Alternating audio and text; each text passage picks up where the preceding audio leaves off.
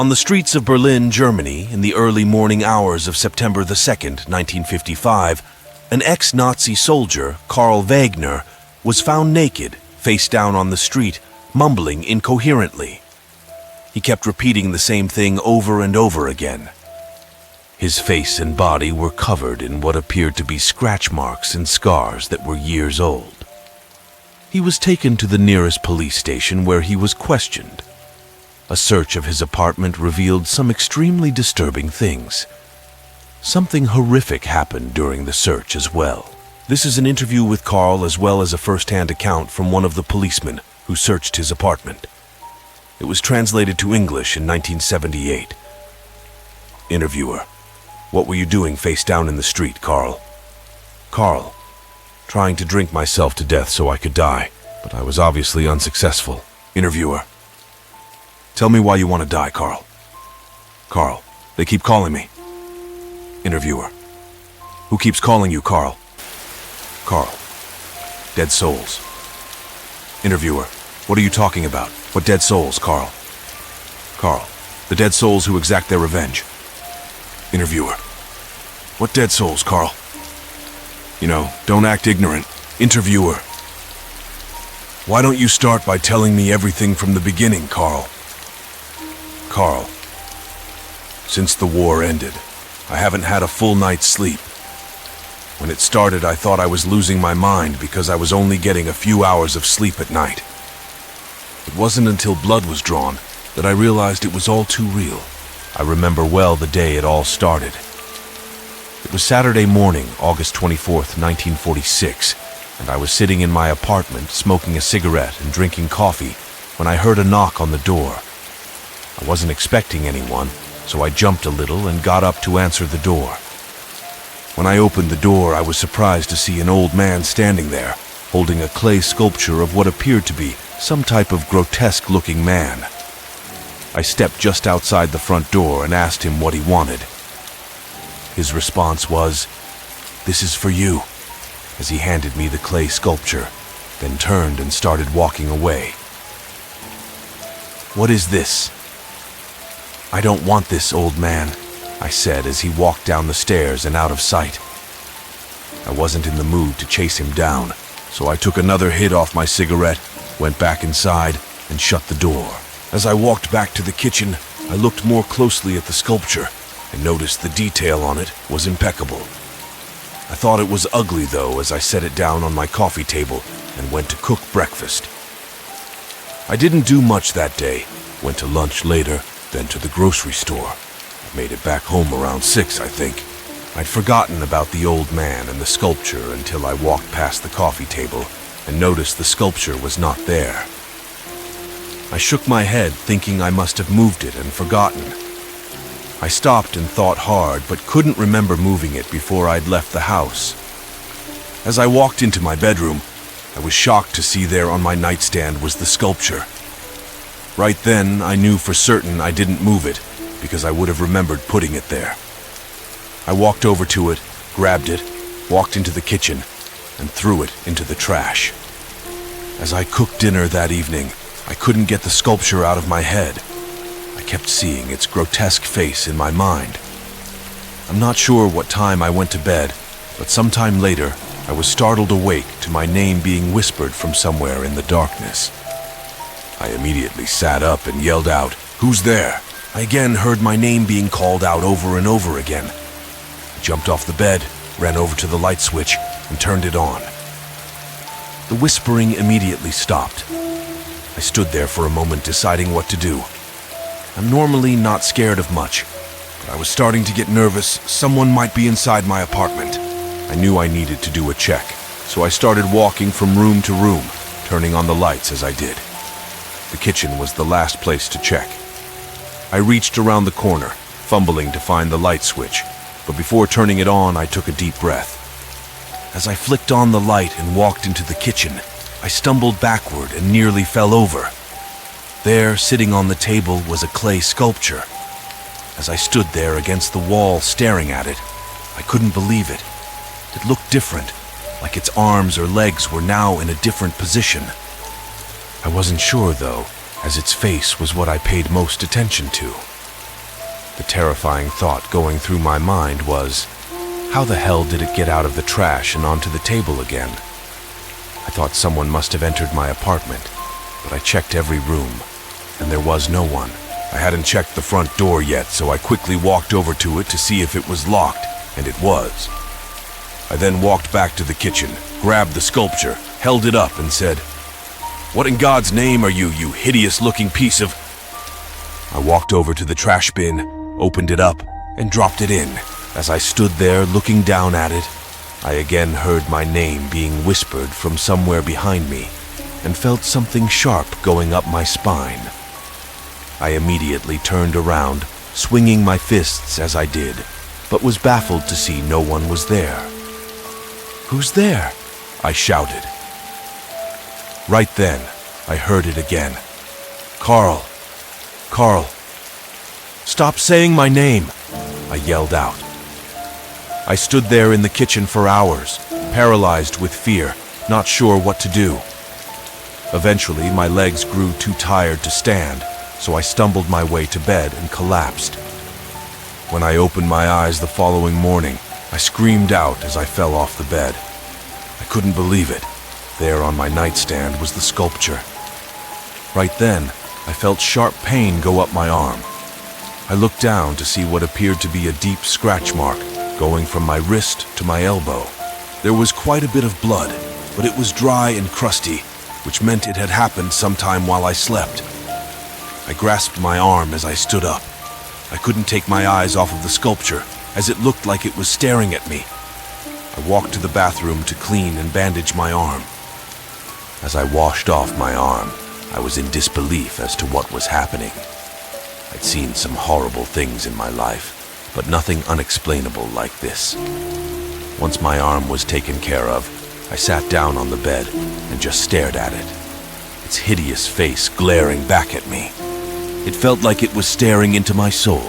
As I sat there on the bed, I thought of 100 ways to try and get rid of that cursed thing, but was beginning to think no matter what I did, it would come back. I didn't care though. I had to try. After sitting there for a while, I grabbed it and decided to walk down the river and throw it in to see if I could rid myself of it. When I made it to the river, I took one last look at it and threw it in as hard as I could as I yelled, "Stay the hell away from me!" When I made it back to my apartment building, I stood outside, not wanting to go inside for fear that damn thing would be there again. A few minutes later, I walked up the stairs to my door. I took a deep breath as I inserted the key and turned the lock. As I stepped inside, I could see it was not on the coffee table, but I figured if it was back, it'd be on my nightstand. I slowly made my way to my bedroom and didn't hesitate as I turned the corner. I fully expected it to be there, but to my surprise, it was not. I breathed a sigh of relief, then went to the kitchen to grab a beer and something to eat. I sat on the couch the rest of the day, getting drunk until I fell asleep. The next thing I remember was all of my muscles and my body tensing up and extreme pain going through my body. I was then shot straight up into the air as I hit the ceiling with such force it broke my nose along with several other bones. I was then pulled back down onto the couch and felt like something was holding me down so I couldn't move. I'll never forget the pain I felt as my entire right leg was repeatedly scratched. I pleaded and screamed out in pain for it to stop, but it did not. I could feel the warmth of my blood as it escaped my body. I eventually passed out from the pain. When I opened my eyes the next morning, I felt like I wanted to die. As I slowly sat up on the couch, I could see there was quite a lot of blood. I could feel my nose was swollen and several of my fingers along with my left arm had been broken. I knew I needed to see a doctor, so I got up and went to my bedroom to get changed. As I entered the room, I fell back against the wall as I screamed out hysterically. No! There on the nightstand was the goddamn sculpture. What do you want with me? Leave me the hell alone, I said as I cried out. The physical pain I was feeling was almost too much to bear, so I mustered up the strength got changed, and went to the hospital that's just down the street from me. It's been like this for years. I've had so many broken bones over the years and lost so much blood. I stopped keeping track. Every night they call out to me. That pain is inflicted upon me. I've tried killing myself many times, but either I fail or I lack the courage to do so. It's almost like I'm not permitted to kill myself, like something is stopping me. 2 police officers were sent to his apartment to investigate, to see what they could find, and to make sure there wasn't anyone else living there. This is a first-hand account as told by police officer Peter Meyer. We were only given a brief overview of what happened to Mr. Wagner. Then we were instructed to go search his apartment for anything suspicious and to make sure there was no one else inside that might be injured or in danger. When we arrived at the apartment, the door was slightly ajar. As I put my hand up to open the door, it was like I could feel a presence through the crack of the door. I could also feel what felt like warm, humid air coming through the crack. I looked back at my partner, Otto, to see if he had noticed what I had, and could tell by the look on his face he had not. He was looking at me like he was anxious to go inside and was wondering what I was waiting for. I slowly pushed the door open and stepped inside with Otto right behind me. I started scanning the immediate room when I noticed something odd about the couch. It looked white and red, but the red coloring didn't belong. I walked over to it and could see it had mostly been white once, but now it was stained red with blood. The smell of blood in the air was thick as well. It was almost intoxicating, as weird as that sounds. Otto, can you believe this couch used to be white? It's been drenched with blood, I said. What the hell went on here exactly? He responded, not sure. Nothing good, I replied as I stood there staring at the couch. Otto continued walking through the living room towards the other rooms. I figured I'd search the rest of the living room, then make my way to the kitchen.